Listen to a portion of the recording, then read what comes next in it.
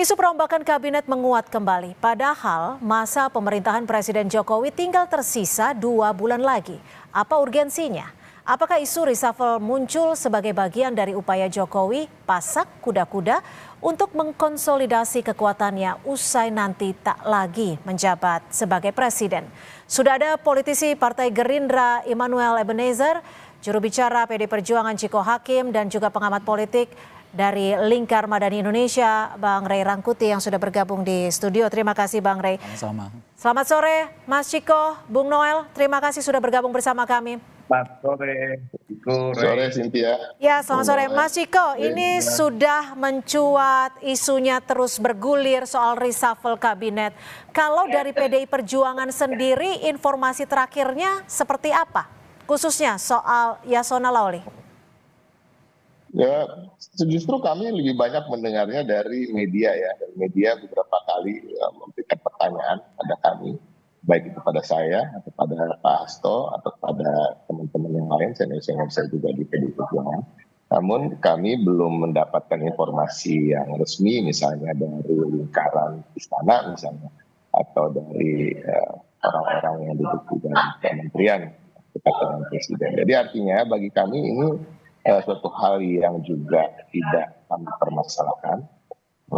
Kami tentunya senada dengan semua apa yang disampaikan oleh beberapa tokoh lain tadi, bahwa memang hak untuk mencopot menteri, melantik menteri, menunjuk menteri, atau mengganti menteri itu adalah hak presiden, dan itu juga tidak bisa dicampuri oleh partai politik, oleh siapapun juga, dan presiden tentunya memiliki pertimbangan-pertimbangan khusus apabila ini dilakukan. Namun tentu dalam waktu yang begitu singkat di akhir masa jabatan, kami harapannya bagi partai politik khususnya PDI Perjuangan, apabila tapi gini Mas Ciko, maaf saya potong.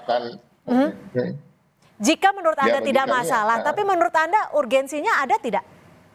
Ya, ini yang saya mau lanjutkan adalah itu, bahwa bagi kami dalam waktu yang begitu singkat, 2-3 bulan ke depan, harapan kami pergantian menteri ini adalah untuk meningkatkan kinerja atau meningkatkan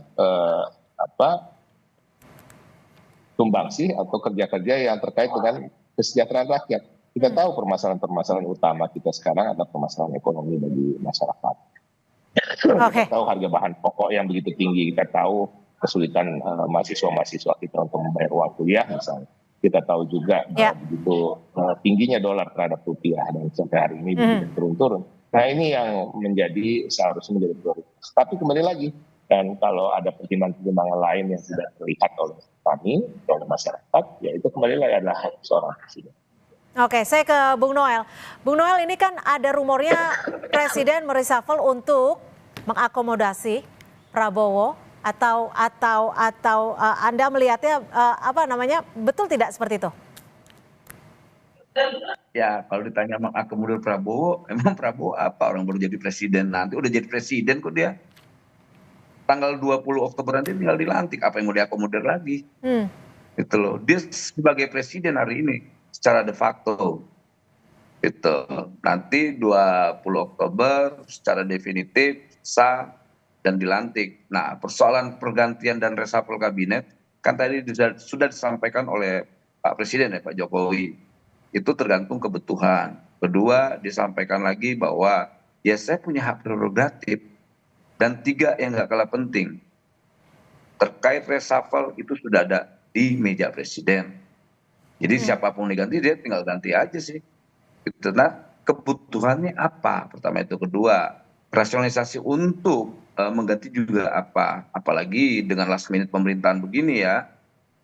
Kemudian ada rumor-rumor tadi yang disampaikan misalnya Pak Yasona Lawli, kemudian ada sebetulnya ada lagi siapa Menteri SDM ini, si Arifin Tasrif kalau nggak salah.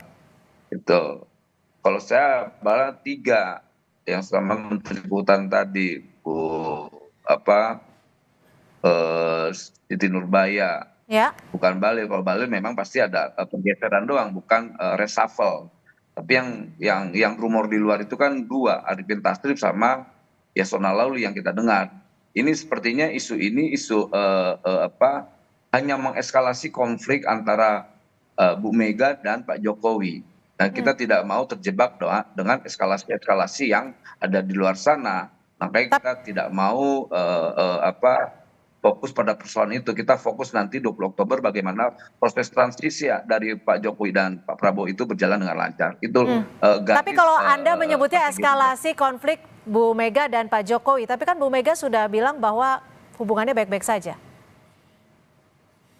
Baik-baik dari mana? Gini, soal hal itu cuma Bu Mega yang tahu gitu loh. Soal pernyataan Bu Mega hanya Bu Mega yang tahu. Tapi faktanya kan ketika diundang untuk upacara ke IKN kan faktanya Bu Mega nggak mau. Artinya ya belum itu biar kan Bu Mega yang tahu masalah itu ya, problem psikologisnya ya. Kalau kami sebagai Partai Gerindra, sebagai kader dari Pak Prabowo, fokus kita adalah bagaimana mengawal proses transisi dan mengawal programnya Pak Prabowo nanti ke depan gitu. Oke, Bang Rey, kalau Bang Rey sendiri melihatnya seperti apa? Betul tidak wacana atau isu reshuffle ini bisa benar terjadi hanya dalam 2 bulan masa kepemimpinan Presiden Jokowi? Kalau ada target yang memang harus dikejar oleh Pak Jokowi dan dianggap menteri-menterinya nggak mampu melaksanakannya, reshuffle itu mungkin untuk memenuhi atau mencapai tujuan itu. Nah, dari 4 nama tadi yang disebutkan, bacaan saya sih mungkin ada 2 tuh. Yang kemungkinan Pak Jokowi sedikit agak meminta supaya ada percepatan. Gitu. Satu kan Pak Yasona karena dianggap kok bisa meloloskan kepengurusan PDI Perjuangan kan yang terbaru. Jadi itu mungkin semacam kekeliruan melampaui melampaui apa yang semestinya dikonsultasikan dengan presiden. Jadi ini semacam sanksi lah. Ya kan? Jadi mungkin Yasona akhirnya dikeluarkan gitu. Lalu Ibu Siti Nurbaya menurut saya kaitannya dengan percepatan pembangunan IKN. Karena informasi yang sampai ke kita kan ada persoalan-persoalan yang menjadikan kinerja percepatan pembangunan IKN itu karena terkait dengan kewenangan Ibu Siti Nurbaya. Betul, ya. Artinya apa gitu? Artinya kan kalau kita lihat dari 2 kasus ini, kalaupun ada misalnya reshuffle itu betul, itu satunya adalah akibat sanksi, satunya adalah akibat karena dianggap untuk melakukan percepatan proses pembangunan IKN. Dan oleh karena itu mungkin saja terjadi karena kan concern yang paling utama dilakukan oleh Pak Jokowi saat ini kan bagaimana secepat mungkin melakukan pembangunan di IKN itu kan. Nah kalau urusan administrasi, ya, urusan izin perizinan gitu jadi terhalang gitu. Nah ini yang mungkin mau dievaluasi oleh Pak Jokowi. Jadi menurut Anda kalau misalkan memang betul reshuffle itu ada, artinya untuk mengakomodir kebutuhan dari Presiden Jokowi? Satu kebutuhan, satu ada soal sanksi yang saya sebut tadi.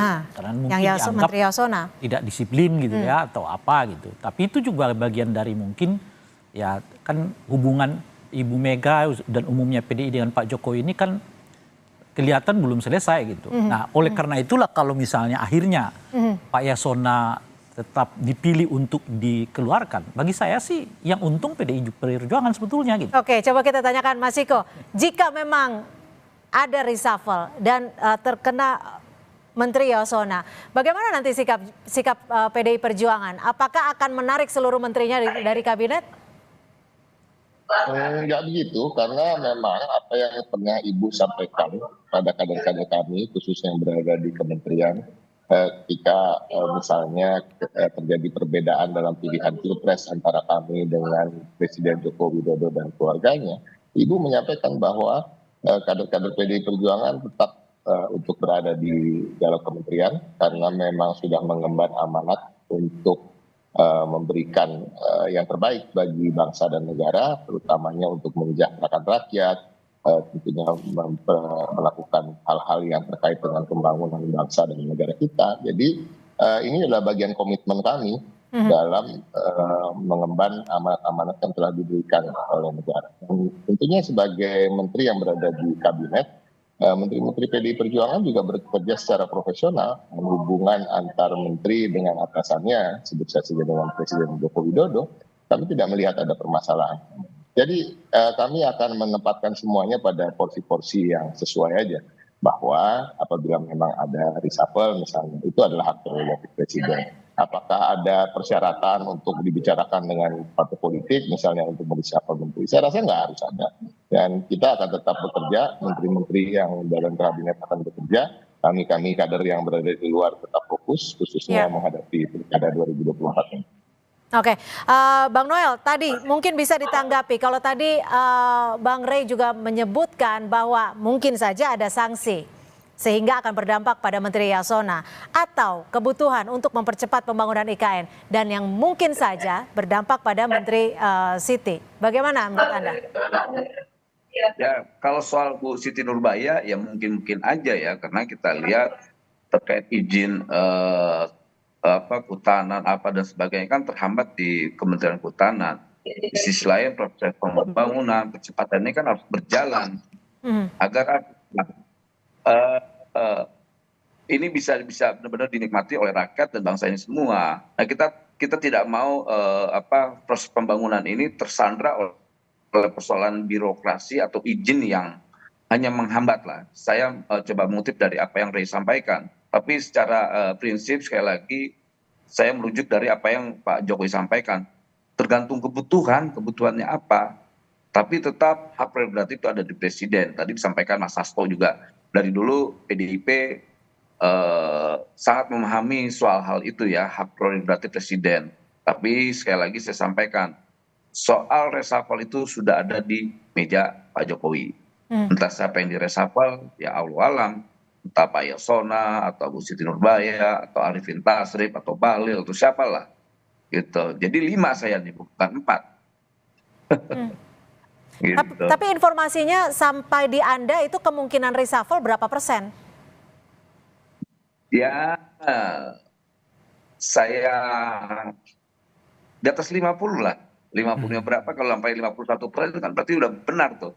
Tapi akurasi untuk reshuffle ini saya bisa sampaikan di atas 99%. Untuk menteri-menterinya, betul keempat menteri tersebut yang sempat disebutkan tadi? Ya, kebutuhan tadi, jawaban tetap pada kebutuhan Presiden. Tingkat kebutuhannya apa? Gitu loh. Tapi sekali lagi, reshuffle itu sudah ada di meja Pak Presiden. Di atas meja Pak Presiden. Bang Rey, jika disebut kemungkinan reshuffle di atas 50%, menurut Anda dan ada kemungkinannya itu yang tadi disebut Menteri Yasona, seumpamanya itu terjadi, siapa figur yang kira-kira akan menggantikan Menteri Yasona? Ya kan sudah beredar juga di masyarakat ya. Saya kira bukan, kalau dalam konteks ini menurut saya sih Presiden nggak terlalu pusing siapa yang menggantikannya kan. Nah yang menarik ini menurut saya adalah seperti apa nanti hubungan Pak Jokowi dengan PDI kalau kemudian Yasona gitu. Itu yang saya sebut tadi, itu kalau kemudian Yasona dikeluarkan, apalagi bersamaan dengan itu Nasdem juga dikeluarkan itu artinya keuntungan besar bagi PDI Perjuangan. Kenapa saya katakan begitu tuh? Pertama, kan sejak dari awal kita dengar tuh, sejak ada semacam perbedaan sikap antara Pak Jokowi dengan Ibu Mega lah ya, dan PDI lah secara umum, ada keinginan yang kuat untuk menarik menteri-menteri. Cuma kan saat itu dianggap nanti terlalu apa yang dianggap kita ngambek atau apa gitu. Akhirnya dibiarkanlah menteri-menteri ini kan. Tapi keinginan kuatnya itu menariknya gitu. Itu pertama. Nah ini ada pintunya. Ini kan seperti Pak Jokowi yang berbeda sikap dengan PDI. Kan orang menunggu nih PDI mau berhentikan apa enggak gitu. Sebab kalau ya diberhentikan yang untung itu Pak Jokowi gitu loh. Sementara imbasnya nanti ke PDI Perjuangan sama dengan Gibran. Nah mungkin situasi itu yang sedang ditunggu oleh PDI. Jadi kalau akhirnya Pak Jokowi yang mengeluarkan anggota kabinet dari PDI Perjuangan gitu, imbasnya nanti ke Pak Jokowi. Oh ternyata Pak Jokowi yang masih menyimpan gitu loh Pak. PDI-nya sih legowo gitu. Bahkan boleh jadi setelah Pak Yasona ditarik, PDI bisa narik semuanya. Kita karena lihat itu justru nanti. pintu baginya. Kalau ditarik semuanya bisa linglung. Karena ada 3 tuh setidaknya. Yang lain dari Menteri PDI Perjuangan bisa linglung Pak Jokowi. Nah, oleh karena itu saya katakan yang untung adalah Pak PDI. Sebab kemudian kalau Yasona ditarik, 3 yang lain ditarik, Pak Jokowi harus buat reshuffle berikutnya. Itu artinya 1 bulan menjelang pelaksanaan. Akan sulit ya? Artinya soliditas partai, soliditas kepemerintahan nggak akan terjaga dalam situasi yang seperti itu. Baik, kita nantikan seperti apa. Tapi kalau dari Presiden dibilang tanggal 14, 15 tidak mungkin ada reshuffle. Tapi nanti kita lihat akan seperti apa. Terima kasih Bang Rey dan terima kasih juga Mas Ciko Hakim. Dan terima kasih Bung Noel sudah bergabung bersama kami di Kompas Petang. Selamat sore.